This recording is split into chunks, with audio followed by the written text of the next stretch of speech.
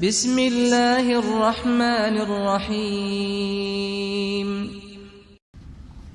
بھائیوں، جس انسان سے اللہ کی خشیت، اللہ کا یہ خوف دور ہو جاتا ہے، اس کے دل سے یہ خوف نکل جاتا ہے، وہ بے خوف ہو جاتا ہے، گناہوں پر جری ہو جاتا ہے، ظلم پر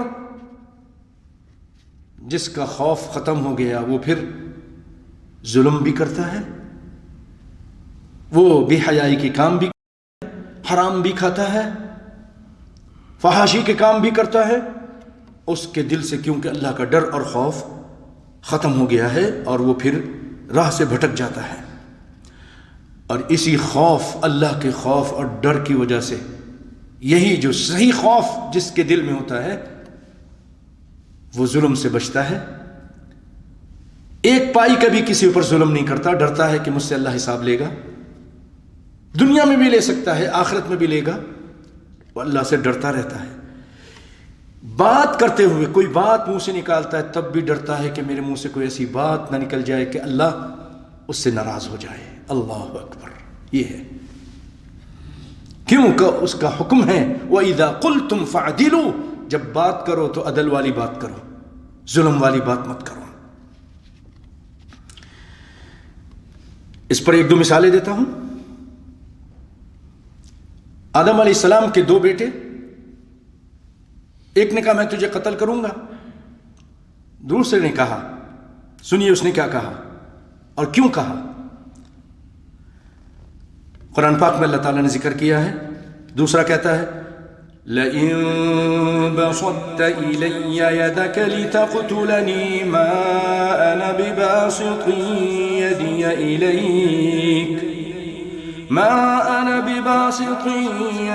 إِلَيْكَ لِأَقْتُلَكَ إِنِّي أَخَافُ اللَّهَ رَبَّ الْعَالَمِينَ۔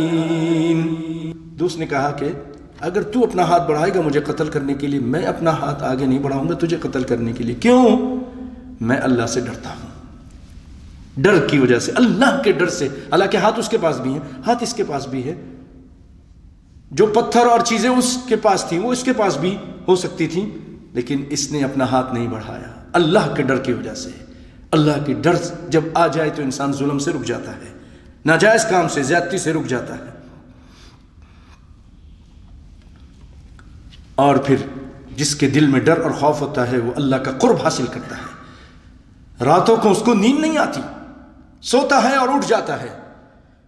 قرآن پاک میں فرمایا تَتَجَافَى جُنُوبُهُمْ عَنِ الْمَضَاجِعِ يَدْعُونَ رَبَّهُمْ خَوْفًا وَطَمَعًا وَمِمَّا رَزَقْنَاهُمْ يُنْفِقُونَ۔ ان کی کروٹیں ان کے بستروں سے، ان کی خوابگاہوں سے جدا ہوتی ہیں۔ رات کے ٹائم لوگ سو رہے ہیں، نیند کے مزے لے رہے ہیں، اور یہ سردی ہو یا گرمی اٹھ جاتا ہے اپنے بستر سے، اپنی کروٹوں کو جدا کرتا ہے اور پھر اللہ کے سامنے کھڑا ہو جاتا ہے۔ یدعون ربہم، اپنے رب کو پکارتا ہے، خوفاً، اس سے ڈرتے ہوئے۔ کیا کرتے ہوئے؟ خوف، اس سے ڈرتے ہوئے، وطمعاً، اور اس سے امید لگا کر، امید بھی لگاتا کہ اللہ تو معاف کر دے، اللہ مجھے جنت دے دے، اللہ مجھے معاف کر دے، ڈرتا بھی ہے، اس سے امید بھی رکھتا ہے۔ وَمِمَّا رَزَقْنَاهُمْ يُنْفِقُونَ، اور جو کچھ اللہ نے اس کو مال و دولت دی ہے اس میں سے خرچ کرتا رہتا ہے، کم میں سے کم، زیادہ میں سے زیادہ۔ اللہ تعالیٰ ہمیں یہ اچھی صفات اپنانے کی توفیق عطا فرمائے۔ ایسے لوگوں کے لیے خوشخبری ہے، آئیے خوشخبری بھی سنتے ہیں۔ الہ العالمین فرماتا ہے وَلِمَنْ خَافَ مَقَامَ رَبِّهِ جَنَّتَانِ فَبِأَيِّ آلَاءِ رَبِّكُمَا تُكَذِّبَانِ۔ اور ان کے لیے، یا اس کے لیے، اور اس کے لیے، خوفا، جو ڈر گیا، مقام ربہ، اپنے رب کے پاس کھڑے ہونے سے، اس مقام سے ڈر گیا کہ مجھے وقفوہم انہم مسئولون، ان کو کھڑا کرو، ان سے پوچھا جائے گا، قدم ہلانے کی اجازت نہیں ہوگی. تو وہ ڈر گیا اس موقف سے کہ وہاں مجھے اللہ کھڑا کرے گا, پوچھے گا. تو اس کے لیے 2 جنتیں ہیں, ایک سونے کی جنت, ہر چیز سونے کی, اس کے برتن بھی سونے کے, اس کی اینٹ بھی سونے کی, ہر چیز سونے کی, اور ایک چاندی کی. 2 جنتیں ہیں.